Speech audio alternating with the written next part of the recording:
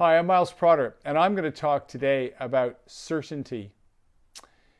So last week was our 31st wedding anniversary, and I was reminded of our 25th anniversary when we'd gone for a week down south to the tall trees of southwestern Australia in a place called Pemberton, which is just beautiful. It has all these lakes that reminded me of my home in Canada.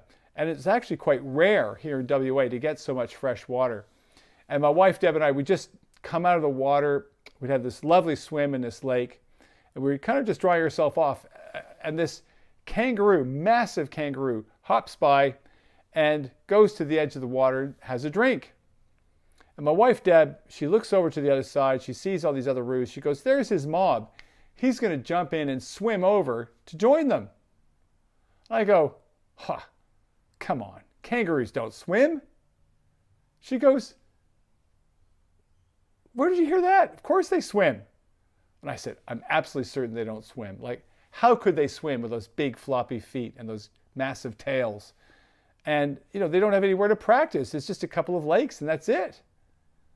So my wife, Deb, she rolls her eyes and returns to her book. And I'm just sort of Googling, can kangaroos swim in my phone when I hear this huge splash. And this guy's leapt into the water further than Ian Thorpe ever could. And he's doing a Roo-style dog paddle and propelling himself along with that big tail and his floppy feet. And he gets to the other side, leaps out of the water, and hops away to join his mob. It was just an incredible David Attenborough moment of beautiful nature. And then my wife, Deb, was just giggling with delight.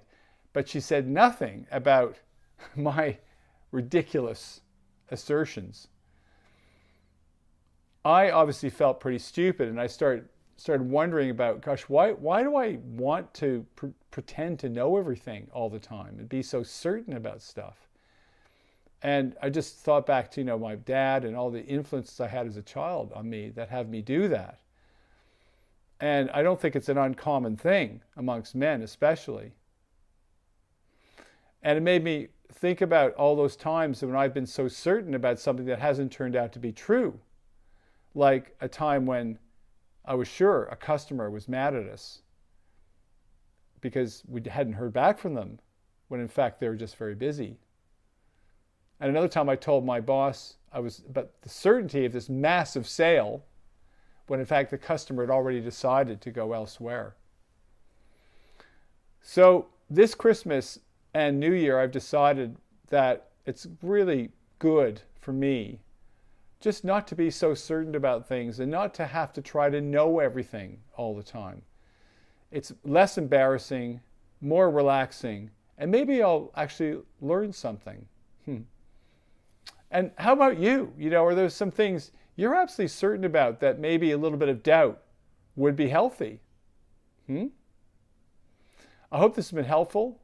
Have a great holiday season and New Year, and we'll be talking to you soon. Bye.